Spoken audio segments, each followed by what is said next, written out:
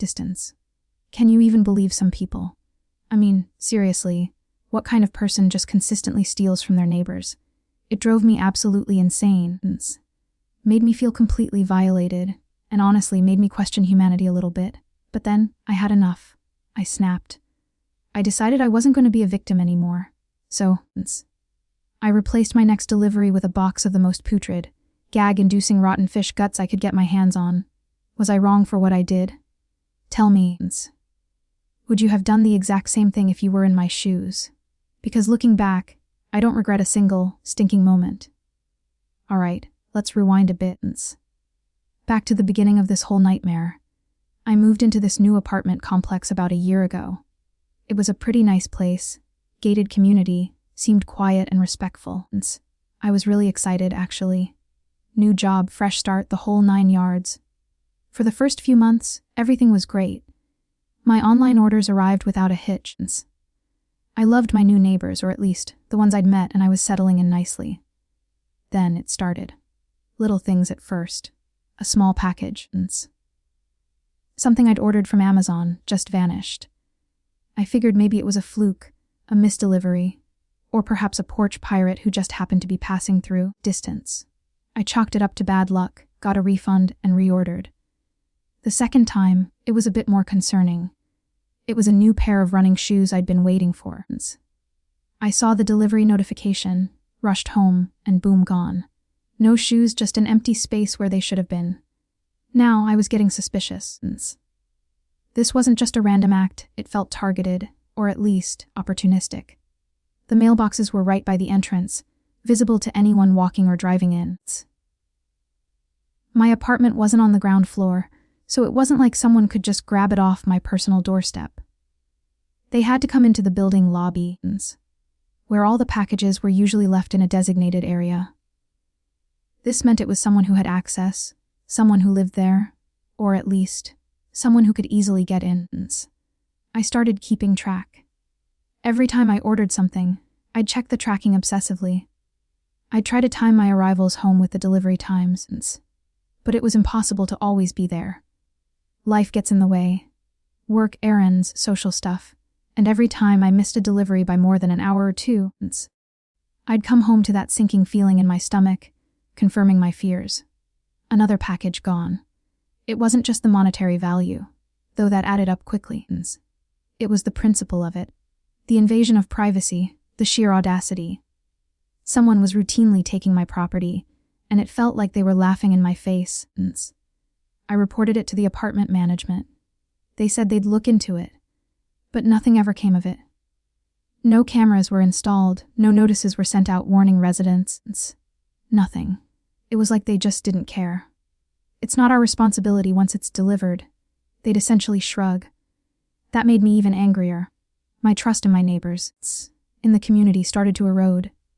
I began to eye everyone suspiciously. Was it the young couple down the hall? The guy with the loud dog? The sweet elderly lady who always smiled? It could be anyone, and that paranoia was a terrible feeling. I even started ordering things to my office. But some items were too big or inconvenient to lug home on public transport. I needed a solution, and I needed it fast, before I lost my mind or all my possessions. My frustration reached a boiling point when they stole a gift I'd ordered for my niece's birthday. It was a really specific, hard-to-find art kit she'd been begging for. I'd gone through a lot of trouble to get it. When I came home and saw that empty spot in the package area, my blood ran cold. My niece's birthday was in 2 days, and there was no way to replace it in time. That was it. That was the moment I decided I wasn't just going to be angry anymore. I was going to be proactive. I was going to fight back, in my own way. I knew I couldn't just leave a note or confront everyone. I needed something that would make a statement, something that would hit them where it hurt, or rather, where it stank. I spent a sleepless night racking my brain, going through all sorts of elaborate, revenge movie-type scenarios. But I needed something simple, effective, and untraceable, and then it hit me. The smell. The unforgettable, inescapable smell the next day. I went to a local fishing store. I acted like I was a keen angler, asking about bait and chum. I bought a cheap, sturdy cardboard box and a roll of industrial-strength packing tape. The hardest part, surprisingly, was getting the actual bait. I didn't want just any fish. I wanted something truly repulsive. The guy at the store suggested some leftover scraps they had for crab traps, guts, scales, heads, and all the really nasty bits that had been sitting out for a while. He even offered to put it in a sealed bag for me. Bless his oblivious heart. I gratefully accepted, trying to keep a poker face while the stench already began to permeate the plastic. I also bought a small, cheap GPS tracker, the kind you can hide in a package, just in case I wanted to know where my delivery ended up. This was going to be epic. When I got home, I meticulously prepared my trap. I placed the putrid bag of fish guts into the cardboard box. Then, I sealed it with layers upon layers of tape. I wanted to make sure there were no accidental leaks, at least not until the intended recipient started prying it open.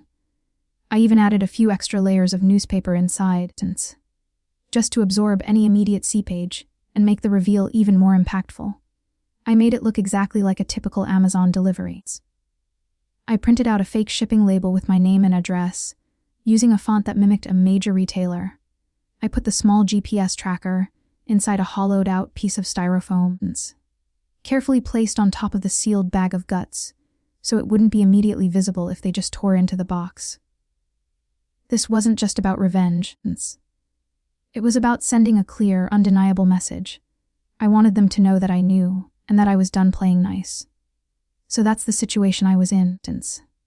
My packages were being stolen repeatedly, the building management was useless, and I was at my wit's end. I had prepared my special delivery, a box full of rotting fish guts, designed to deter my thieving neighbor once and for all.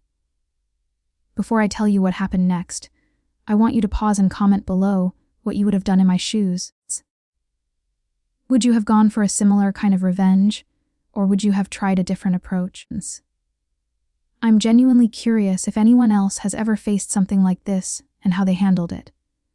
Because for me, this felt like the only way to reclaim my peace of mind. The next day, with my heart pounding, I placed the carefully prepared box in the designated package area in the lobby, right where all my previous deliveries had vanished. I made sure to place it conspicuously, so it would be the first thing someone saw. I then went back to my apartment and anxiously watched the GPS tracker on my phone. The plan was simple: wait for the thief to grab it. I didn't have to wait long. Within an hour, the dot on my map moved. It wasn't far, just a few floors above me actually. Someone in my own building had taken it. The rage and vindication I felt at that moment were immense. It confirmed my suspicions. It wasn't a random outside thief. It was one of my neighbors. I kept watching the tracker. It stayed put for about an hour, then it started moving around inside the apartment. I imagined them, gleefully tearing open what they thought was another free score, only to be met with the unholy stench of decaying marine life. I pictured their face, the immediate recoil, the desperate attempts to air out their apartment, and the thought made me smile for the first time in weeks. I knew they wouldn't be able to just throw it in the trashed chute. The smell would be too overwhelming and suspicious. They'd have to take it out. And sure enough, after about 20 minutes of internal movement, the dot started heading towards the elevator, then out of the building. My thief was making a desperate attempt to dispose of the evidence. I couldn't resist. I grabbed my phone, put on my darkest sunglasses, and went down to the lobby. I pretended to be checking my mailbox, casually looking around, and there she was, a woman I recognized from the third floor, walking briskly towards the dumpster area, clutching a large, suspiciously taped-up box. Her face was a mask of pure disgust, a pale green tinge around her lips. Her hair was slightly disheveled, and she was practically holding her breath. The smell, even from a distance, was undeniable. It was a cloud of putrescence that followed her like a personal storm. I pretended not to notice, but inside, I was practically cackling. The GPS tracker confirmed it. She was carrying my delivery. My trap had worked. She practically threw the box into the dumpster, then frantically rummaged in her purse for hand sanitizer. Rubbing her hands raw, she looked around nervously, her eyes darting, as if expecting to be caught. Our eyes met for a fleeting second, and I just gave her the politest, most innocent smile I could muster, before turning back to my mail, humming a little tune. She practically sprinted back into the building, leaving a faint, lingering aroma of fish market gone horribly wrong in her wake. I watched her go, and a wave of calm washed over me. I finally felt a sense of closure, a victory. Even if it was a stinky one. I didn't confront her, didn't yell, didn't make a scene. The smell and the shock were punishment enough. I knew she knew that I knew, and that was all I needed. From that day on, my packages stopped disappearing. Not a single one. It was amazing, really.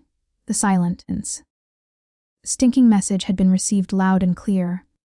The woman from the 3rd floor would avoid eye contact with me in the hallways, practically pressing herself against the wall if we were forced to share an elevator. The subtle shift in her demeanor, from seemingly friendly to overtly guilty and uncomfortable, was all the confirmation I needed. She knew who delivered the rotten fish guts, and she knew why. The whole incident actually brought a strange kind of peace to my life. I no longer dreaded seeing that empty package area.